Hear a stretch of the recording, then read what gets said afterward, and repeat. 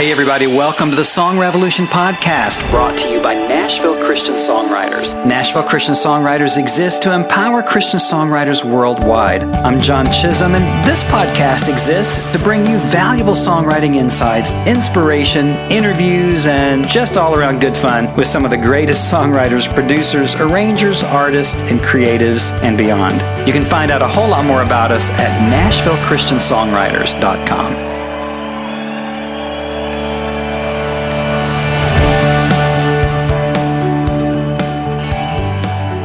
Hey everybody, let me ask you a quick question. Is there one song lyric that you can think of right now that stopped you cold in your tracks the first time that you heard it?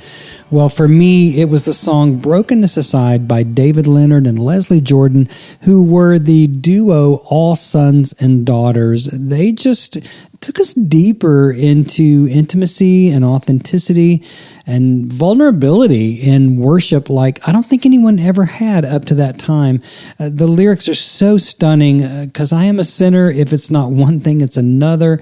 Caught up in words, tangled in lies. But you are a savior, and you take brokenness aside and make it beautiful. Such amazing words that were so impacting, and I think gave the church permission to go deeper into lament, deeper into a sense of confession, and I think we owe them a great debt. And so a week or so ago, I got to sit down with David. He's got a brand new project out on Integrity Music called The Weight, and it's 13 songs that are so powerful, sonically unique from what he did with All Sons and Daughters. You might not know that David had a band called Jackson Waters, then he traveled with Need to Breathe, and then the All Sons and Daughters thing happened for a lot of years, and now he's got a brand new season of life opening up as a solo artist. And this great new album called The Weight on Integrity is also accompanied by a 55-minute short film that is just really powerful. I can't recommend it enough. When I sat down with David, he was very authentic, very transparent, and just shared his heart. So I think you're going to really enjoy this episode of The Song Revolution with David Leonard.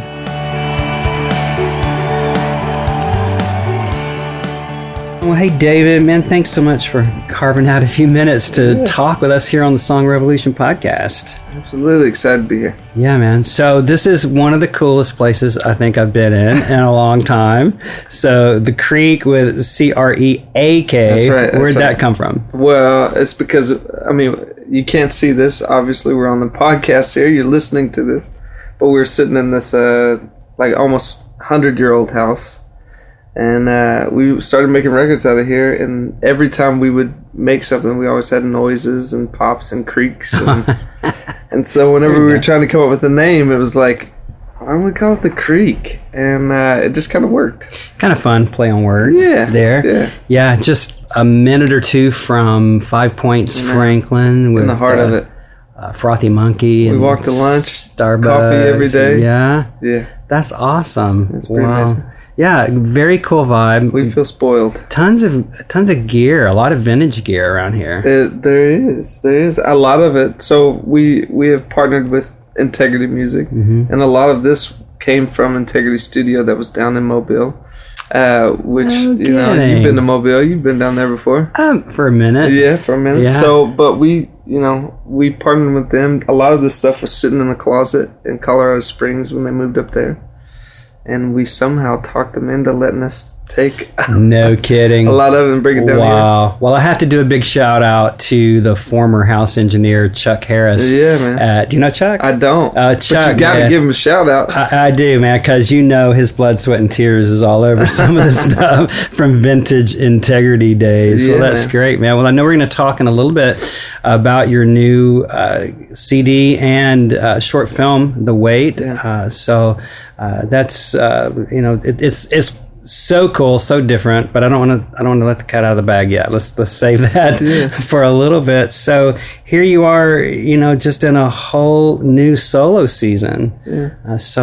What's that all about? Yeah, it's been crazy. So at the end of 2016, we decided to take a year off from All Sons and Daughters and kind of try to decide what we were going to do. For me and Leslie, we both just needed to take a breath. We've been running hard for, at that point, 7 years, and we had just worked on the biggest project that we'd ever worked on, with this Poets and Saints record where we went to Europe and like ran around from Northern Ireland to Rome in 2 weeks and so cool. Studied a bunch of guys who had gone before us, guys and girls, all this, and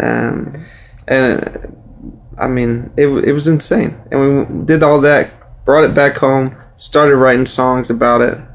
We wrote all the songs, and then there was a small group curriculum that was created out of all of it with video content that we shot all there, and then our pastor wrote a book out of it, and so it was just a lot of moving pieces for almost 2 years. And after we did our tour of it, it was like, okay, let's take a breath for a second. And so during that time, it was like, you know, for me, I freak out with the unknown of what's going on, you know. Because it's, you know, doing the All Sons thing, it was like, all right, we'll do a record, then we'll go tour it, and then we'll do a record, and then we'll go tour it. It's like you get into the patterns of what you do, and then you take that out of play, and you're like, oh man, what am I going to do? And you know, I've been a part of a lot of music over the last 20 some odd years. Absolutely. And some really good, some not so good. So there was fear stepping out of that and taking a break of going, okay, now who am I and what am I going to do? And I was making records already with a couple friends of mine, Brad King, Seth Talley. And we decided that we were going to, for 2017, we were just going to go after it. We wanted to make records. We wanted to work on things. And so we just decided that we were going to create a production team together, and we were going to run after the things that we wanted to go after and kind of see what we could make happen. Not knowing what would really come out of it, just knowing that we all had a passion for it. And, you know, now we're in 2019. Are we in 2019 now? We are right? all day. And it has been like we've been sprinting since then. And it's kind of been crazy.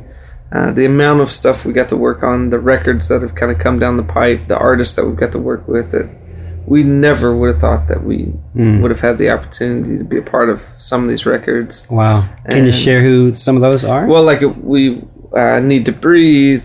We've done Brandon Heath. Like it's all kinds of stuff that's been kind of wild. Working on a new Paul and Hannah McClure record right now, which has been so amazing. Coming out of the Bethel camp. And, so it's been kind of wild. And then along with writing with so many artists that have just been crazy. Just that now that you kind of free yourself up from the road thing, you get the opportunity to be a part of so many other artists' things, and I feel lucky that I've got to do that. And I know it's not that normal for everybody to be able to do all that kind of stuff. So I feel blessed to be able to do it, and I don't know, we're just enjoying it, man. It's one of those things that, you know, growing up in Arkansas, music is a hobby, and nobody does it for a living. Yeah. Like I never met anybody that did music for a living. If you were doing music for a living, you were leading worship at a church or whatever. Right. And that was the days. It wasn't even that cool to lead worship at a church. Then, you know, it was the song director up there. Nobody was, you know, in my hometown, nobody was playing guitar. There wasn't bands. There was a pianist and an organist, and that was kind of it. So, you know, being a 16-year-old kid trying to get into music, seeing that wasn't necessarily the path that I felt like I wanted to go down. Right. But was really the only option from what I knew. So to be able to do some of this stuff, it's, you know, we definitely feel lucky to be able to do this, and we're kind of blown away. We keep pinching ourselves. We keep thinking that we're going to show up one day and it's going to be a new lock on the door. Everyone can go, that can happen. Your time is over. It can happen. And it will happen. It will happen. Well, it's not if, it's when. I hope not anytime soon, because this is a cool place. So I may have interrupted you, but I think you were leading us into how this new solo season is happening. Yeah, I mean, through that, you know, at the end of 2017, me and Leslie decided that we were going to, you know, put the pause on All Sons and Daughters, just because it was one of those things that we through that year we both become individuals and did a lot of life. You know, me and my wife were walking through things. Her and her husband were walking through a lot of things, And when we got to the end of it, it just came down to we were both walking through a lot, and it was the right time. And so there was a lot of love there. There was great sadness from both of us, because it was something that we cared for dearly. We were writing songs for our church and our community, and we never had the expectations that anybody would sing those songs outside of our four walls. So for that to happen was kind of crazy. So we definitely we were blown away, and we were thankful for the season. And so when that ended, I was writing songs for a lot of different artists, and we started looking back over the songs, and it was like, whoa, bro, like, these are your songs. I was writing them for everybody else's records, and started looking through them, and there's like the stuff that I was walking through with my family.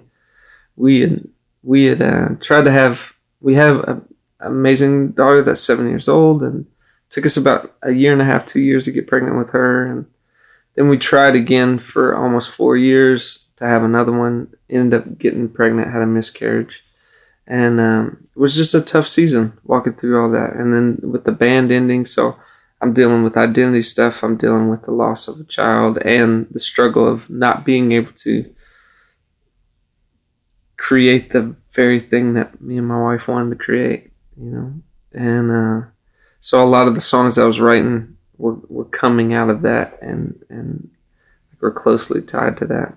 So when we were looking at them, we're like, oh man, like, these are yours. Like, and I hesitated with the solo thing for a while, just because it was just a interesting thing. Like, I've always been in bands. I've never been the guy that's been, I don't know, my name's never been the front of anything. So to put my name on the front of something was kind of terrifying, because I've been able to hide behind bands. Exactly. So this was me. And this record was so personal that it was terrifying. So, but like I said, making records with Brad and Seth, and we all three dove in together. So it didn't feel like I was doing this by myself. Like, we created a band, basically, and that's what we do here. Like, the Creek is about community. We have an open door policy. We want people to come in, especially people who are just moving to town and want to see what it's like with people tracking records and making things like that. And so we always have people coming in and out. And so we carry that same spirit into making this record of going, hey, we want to bring our friends in, and we want to just make a record together. And so it was crazy. It was a lot of fun. It was a lot of fun, and we're really proud of it. And made other things out of it. for real. So I just want to go back to something, because I think it's pivotal. You were kind of winding down the All Sons and Daughters thing, and you had a moment, a particular moment. I've been calling your Mojave moment. Yeah. Do you want to share a little bit of that? Yeah, I mean, it was walking through the end of all that stuff, and like right at the same time was when my wife had a miscarriage, and I don't know, it was just a tough time for me and her. Like, we were in a tough spot. It was just a lot of years of trying and disappointment, and then to get so excited about it, and then the rug get pulled out from under us was it was really difficult for us, and kind of both in different ways. So me and my wife both decided to take individual trips where we would both go kind of have our moment to, like, take a breath, I guess, and to have serious conversation with God. She ended up going to Florida and sitting on the beach for like 3 or 4 days and had a beautiful time. And like, it was just both of those moments, like, for us, were really pivotal moments coming back to it. And I feel like was part of the game changer reason why we were even able to get pregnant again after that. And we have a 1-year-old little girl named River, 1-year-old little girl. Congratulations. Who's awesome. And it's crazy jumping back in baby stuff after 7 years being removed. Little gap there. But it's awesome. So she did her trip, and then we went out to LA for the Grammys, which was, insane to go out there and to be nominated for a record that you poured so much into. But at the same time, everything was kind of winding down with us. And so we were out there. I had chose to rent a car and drive back by myself just to have, if anybody knows, it's a long trek. It's 30 hours of driving from LA to Nashville. And so it took me a long time to get out of LA, just as most trips in Los Angeles do. Take you forever to get around the city. But I finally got out, and I got to the Mojave Desert, and just an overwhelming feeling of being alone and knowing that I just sent all my favorite people on a plane back to Nashville. And if anything happened to me out there, I was completely by myself. And it was really terrifying. I'm a guy that carries fear pretty heavily. Anxiety and all that kind of stuff is stuff that kind of sits with me pretty heavy. So, getting out there, just that overwhelming feeling of that. And I remember getting out there and it just being so dark. I don't remember cars on the road. I don't remember any of that stuff. But I do remember starting to see a light coming over the horizon. And I thought I was coming into a city. But it just kept getting brighter and brighter. And I remember I was listening to the Helsers record that came out, and I want to look at it because I want to make sure the name of the song that I was listening to, because I haven't even talked about this before, because I talk about this a lot because this was a pretty pivotal moment for me. This song was playing. How beautiful, how glorious, how outrageous is your love. The song is playing. And all of a sudden the moon breaks the horizon. And it just felt like God threw on this huge flashlight. And so that I just felt immediately seen. And I immediately felt acknowledged by him.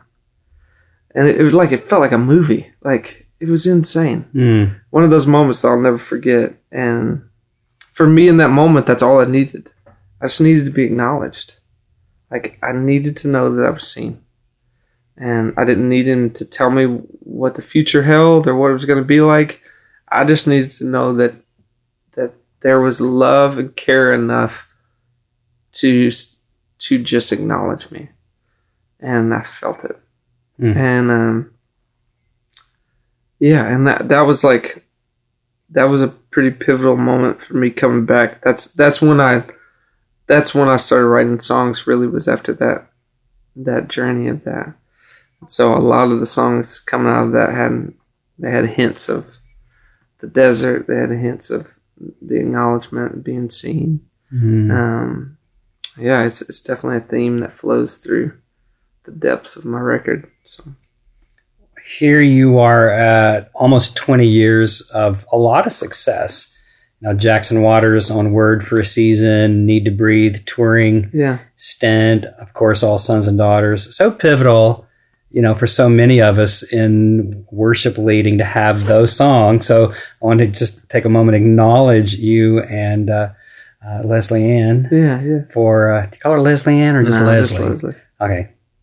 I'm studying. It's like Leslie Ann, LA. So you and Leslie, all the poor and powerless, and just so many. I can name so many that were just real pivotal for those of us on the receiving end. So thank you for that. But so you've got almost 20 years now. You're sitting in this situation now.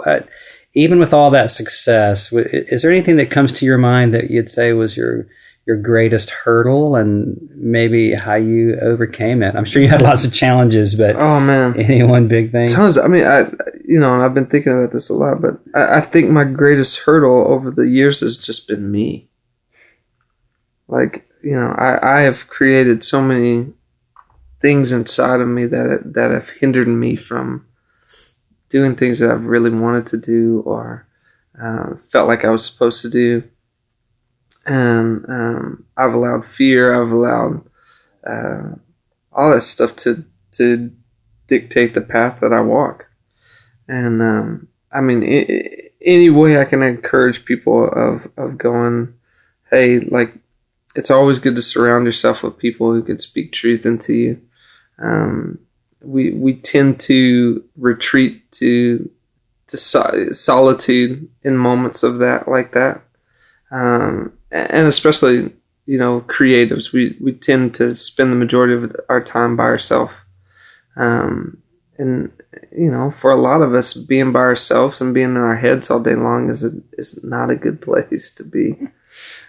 So the more you can surround yourself with people, the more you can be involved in community. That's been a game changer for me, like for my mental state, for the way that I see songs, the way that I see music, the way that I want to create it, the people that I want to create it for. That's kind of been my biggest thing, and yeah, it's something I struggle with it daily. It's not going to be one of those things that you just solve and it's over with, because you tend to have to live with yourself.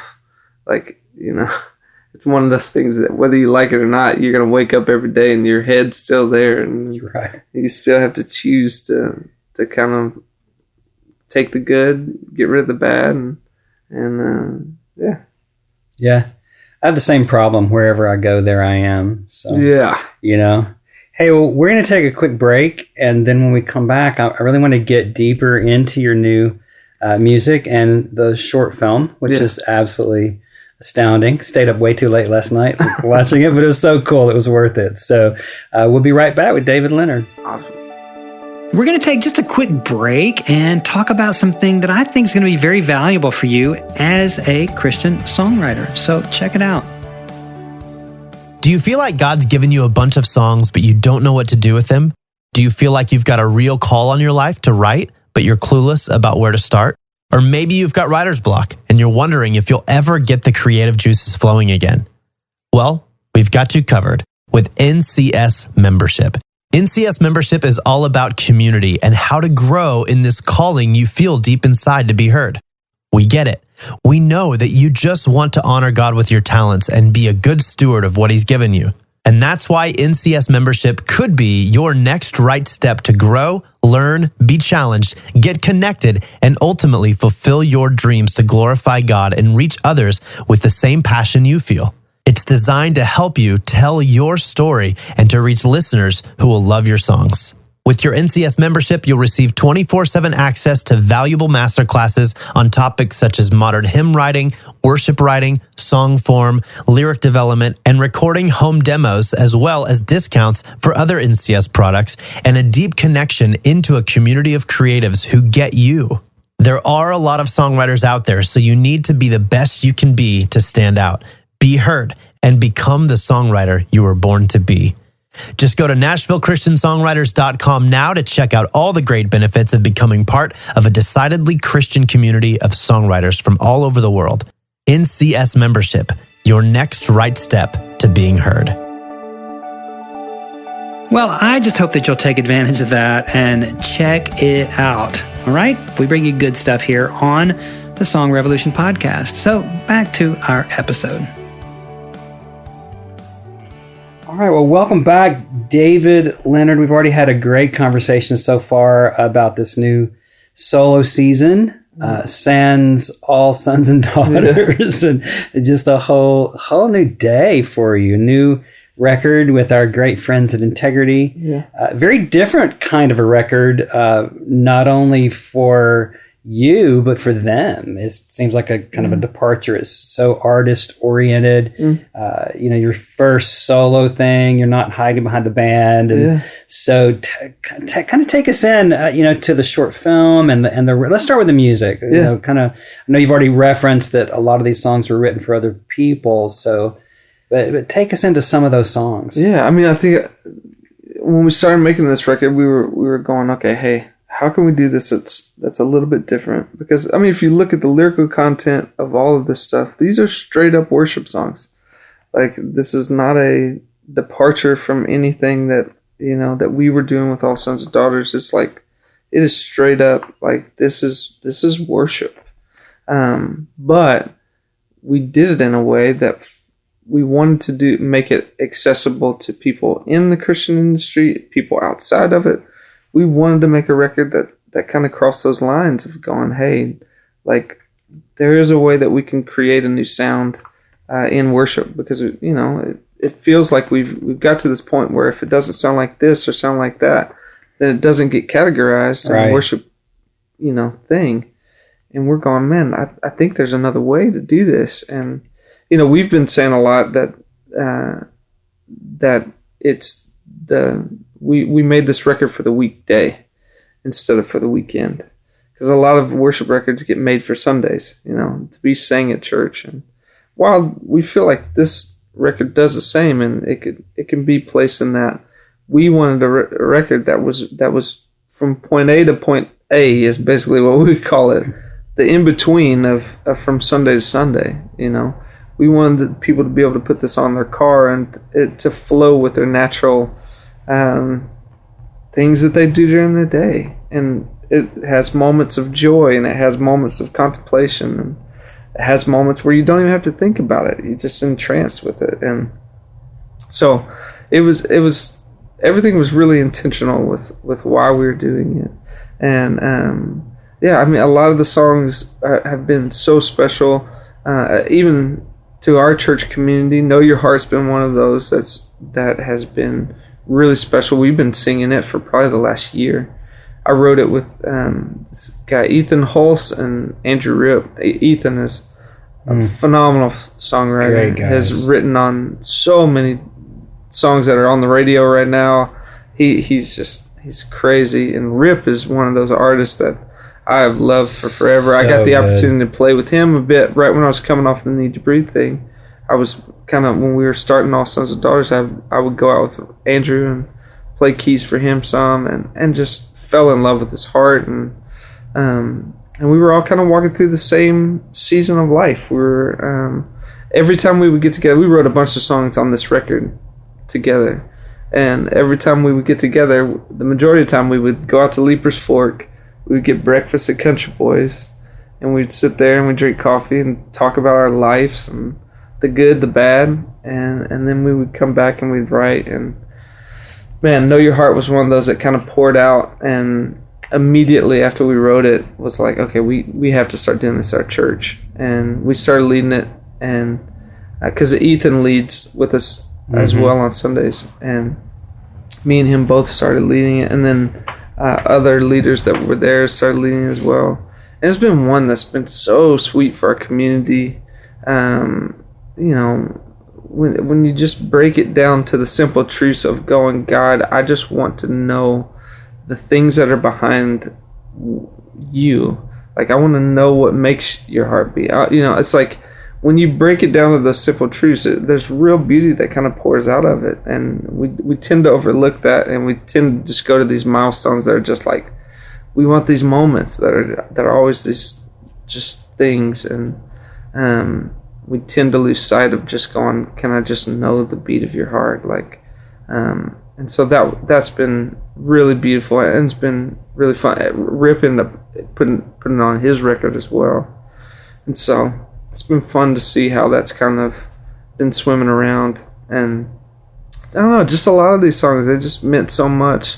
Obviously, The Weight is kind of spurred on by the play off of the song that is on the record. And that thing was, we wrote that, me and Levi Smith wrote it for Gateway in Dallas. They were making a record, and they actually put, it's on their record, I Will Wait is. And it's so crazy to see that in the context of like the big church, how they've led it, and then to see our version, which is much more a ground floor kind of feel with it. But that one is even so playful. Like I said before, we have a brand new daughter, and this whole journey of this thing, when I was able to work her name into the second verse. There's a new day. There's a river. There's a new day. There's a new life. Capital R. Which is pretty special to me. That's I I don't ever get to do things like that feel like they have double meanings, and so that was kind of cool. It was really special to me, especially when I got to play it for my wife and my family, and like there wasn't a dry in the house. I'm sure everybody was losing it, and those are the moments that you remember, and that's the special stuff of going. We created this record for my family and for this, and so to see how it's connected with them, and that's been pretty special. And where did the idea come from to create a short film to string all of these songs together? Like in the weight. I mean, it's like how most of the stuff comes about here. It's starts out as a joke, and then all of a sudden you're 2 months into it, and you're full on. It's like, how did we get here again? It was just an idea that was kicked out. We were in here, we were making song videos for a couple artists that we had signed at the Creek, Ben and Noel Kilgore. We were working on a video for them, and the guy that was shooting it, Elliot, was here, and I don't know how we kind of came about it, but all of a sudden I was like, hey, what if we shot a music video for every song and they all tied together and told the story? And he's like, I'm in. I was like, well, hold on. First off, I don't know if we have any money to do this. Right.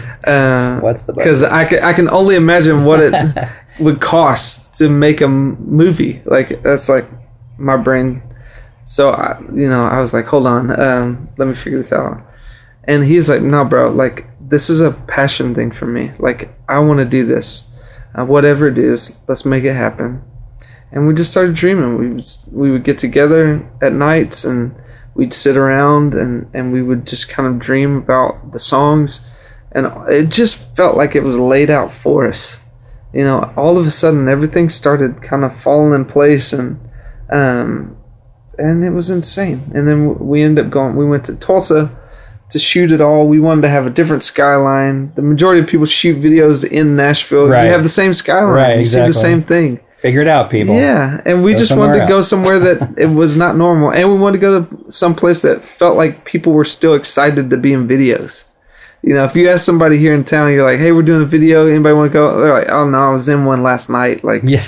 I'm good. It's like nobody wants to be in anything anymore. True. Yeah. Jaded. So we decided to go there, and there were so many people that just wanted to help. We were like given so many things, locations.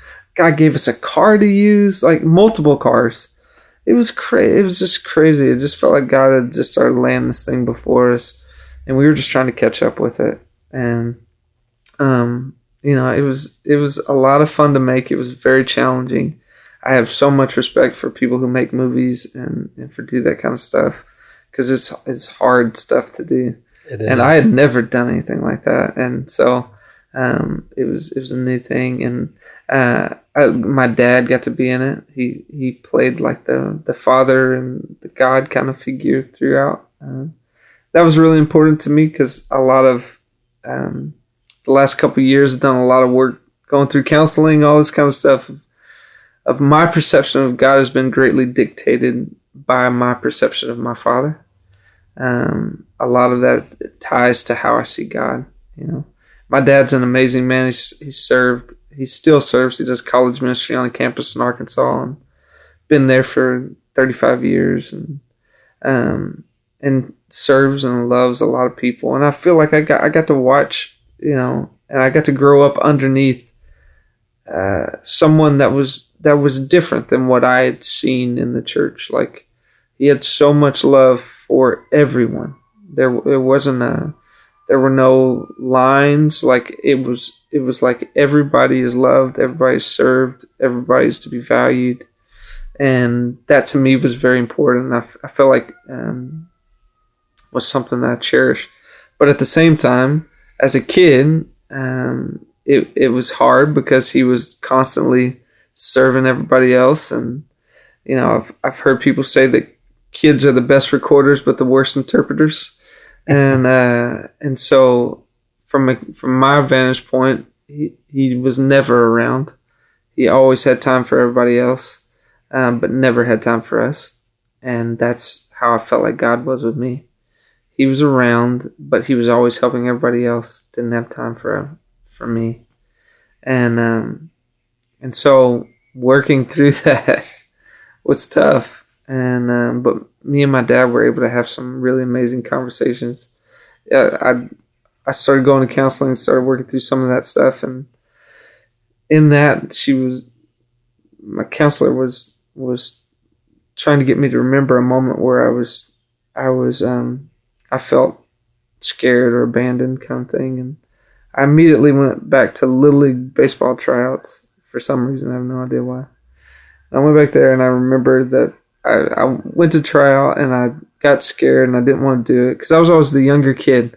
My parents started me in kindergarten when I was 5. Everybody else was 6, so I was always the smallest, and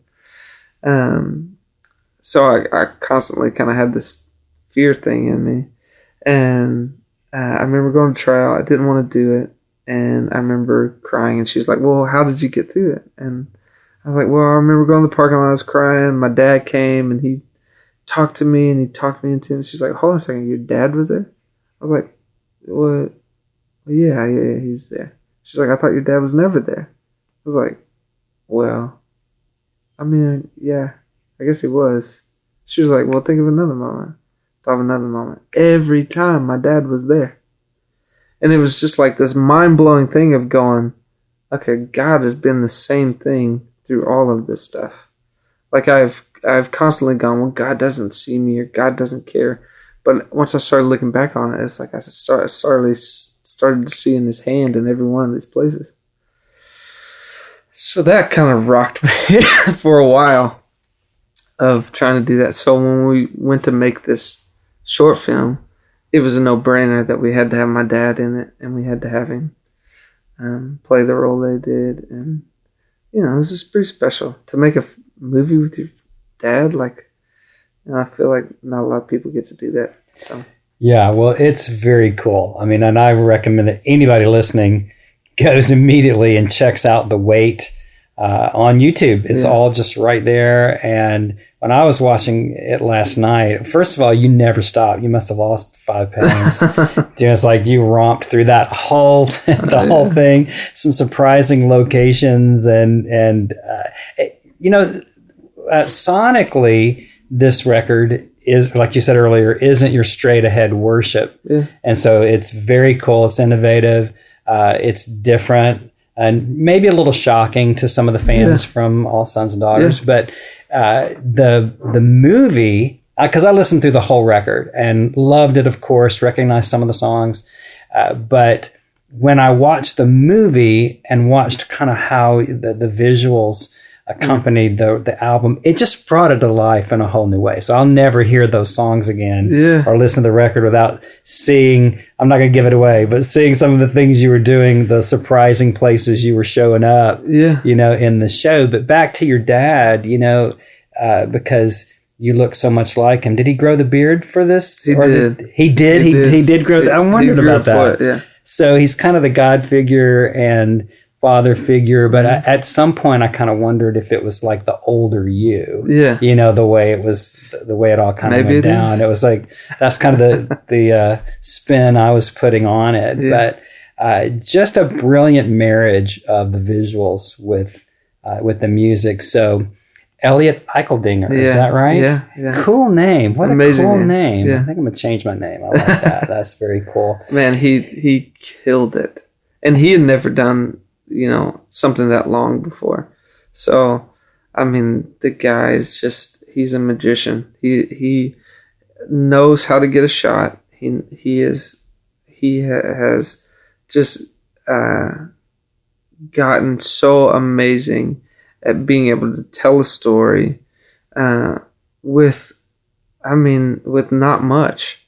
Like the things that we did, the things that we shot, he was able to convey so much that I had no idea that we were even capturing. And it's beautiful. It's very, very well done. Oh man, it's captivating. Yeah. So I'll go back to it. Well, take us for just a moment or two into your own creative process. This is a lot of creativity that we're steeping in right now, along with our steeping bag coffee, which was really, really Honest good. Coffee, shout out. Honest Coffee, shout out. There you go.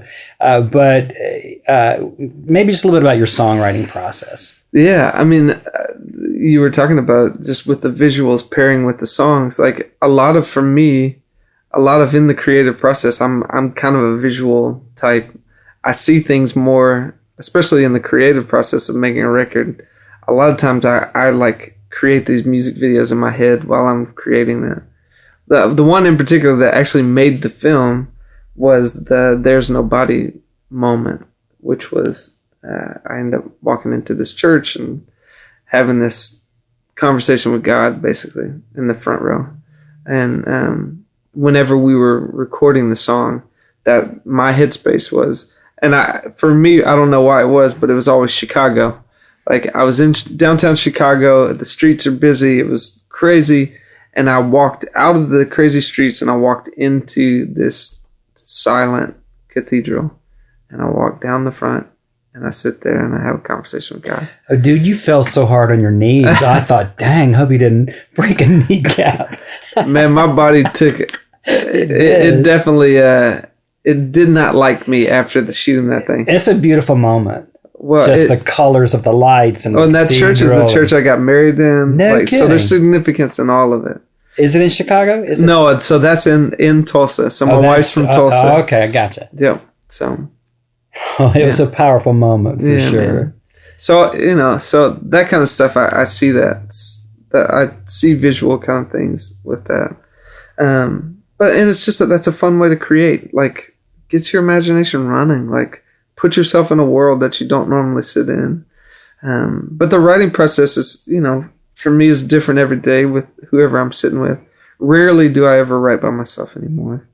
When I go home, I tend to try to check out. It's hard, being honest. It's hard too. It's hard to turn everything off, but I'm trying to get even better at it.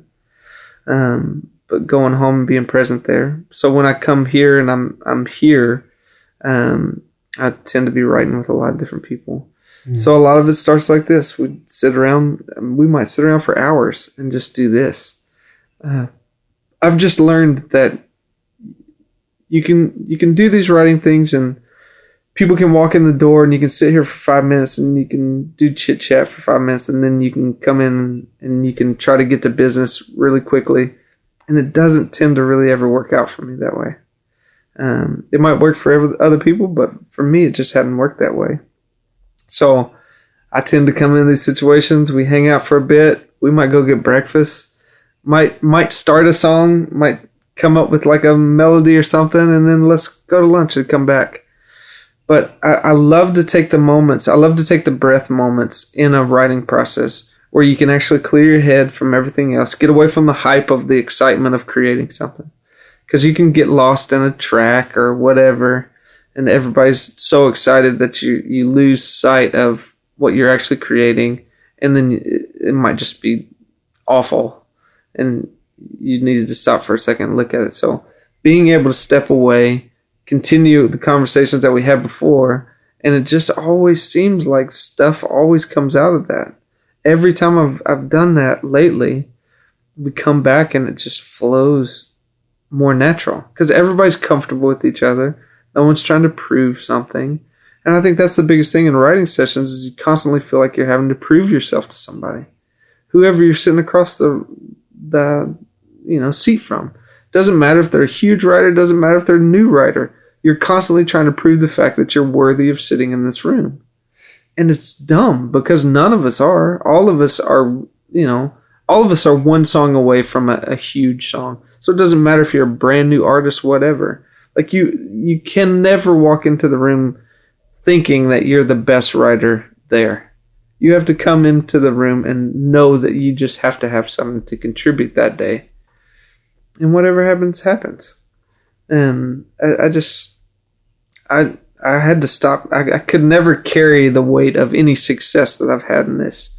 Like I want to constantly be a student, and I never want to feel like I have it figured out. And I sit in here with 20-year-olds and they teach me so much stuff.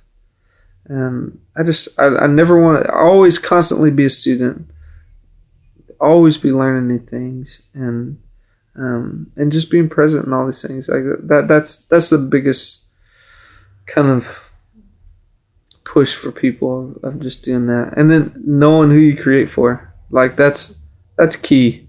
Whenever an artist comes in, they don't really know who they're writing for or who they're making music for, and we're just trying to write a song, it tends to always kind of fall flat. Like, you have to figure out who you make music for, For me in this record, it was for my family and for the people that were the closest people around us. And that's what we wrote for and what we created for. And so whenever that's, when we're working with artists, that's the first question. Who you make music for? Why do you do it? What do you want to say to them? And then try to tell a story with them. I know that that's part of the DNA of the Creek Music, is to help each artist find their own voice and maybe carry on some of the transparency, the legacy of your transparency. I'll never forget the first time I heard the words, will your grace run out if I tell you lies? Because all I know is it how to run or how to cry? Which verse is that? I forget. Right? I'm close, right? Yeah. And just, because I am a sinner. If it's not one thing, it's another. I mean, what a powerful transformational line for me. It gave me permission as a worship leader to be more transparent and a little raw. And that the weight kind of continues that legacy. Do you feel it takes any courage or to be that way, to be that open and transparent? Yeah, I think so. I think it's become a lot easier now. I think our church DNA is allowed for that. Like our pastors constantly poured into us that you don't have to have this figured out. Questions are fine. So I think we were surrounded by that and allowed us to have the freedom in that to ask those questions. I don't feel like a lot of people have that freedom, especially when they're creating for their own church. Like, there's a lot of rules that seem to go into this, and I feel like we were really blessed to have a place that gave us the freedom to ask questions and gave us the freedom to fail at the same time. Going, hey, you might not have it figured out, and you might not have it, but that's something that I want to carry with me forever. Because it's just that's the stuff that resonates with people, because that's how people feel. Like, we cannot expect everyone to feel like they have it together all the time. And from my experience, people are just longing for people to relate to them, to know that they're not alone, to know that they're not the only person that feels that way. And our pastor always said that vulnerability breeds vulnerability. And that's something that I tried to carry in this record. We tried to carry with All Sons and Daughters. Is we always wanted to have before us what we actually felt. And there was moments in that we never thought people would sing those songs at their church. Reason to Sing was one that was in particular. That was like there's no way people will sing this, but they did, and I don't know. It's just that's something that I always want to carry with me. Oh wow, that's awesome! You did it. You've worked it in. Worked it in, man. My canned response. Well, David, man, thanks so much for just sharing your heart and being transparent over years, not just today, but a legacy, giving a lot of people permission to be real, authentic, and share the hard stuff even in their music. And so The Weight is out now, CD, short film, awesome stuff. So thank you again for being here, man. Absolutely. Thanks for having me. Hey, what a fantastic show today. I hope you caught all the value bombs that were dropped on this one and that you'll begin to immediately incorporate them into your songwriting. You know, you can get even more valuable songwriting tools and inspiration when you join NCS membership. You can become a part of a growing community of songwriters from around the world and tap into some of the most powerful resources available to step you up in your songwriting destiny. Check out NCS membership now at NashvilleChristianSongwriters.com and get ready for some exponential power to help you fulfill your call to write. Thanks for listening, and I'll see you next time.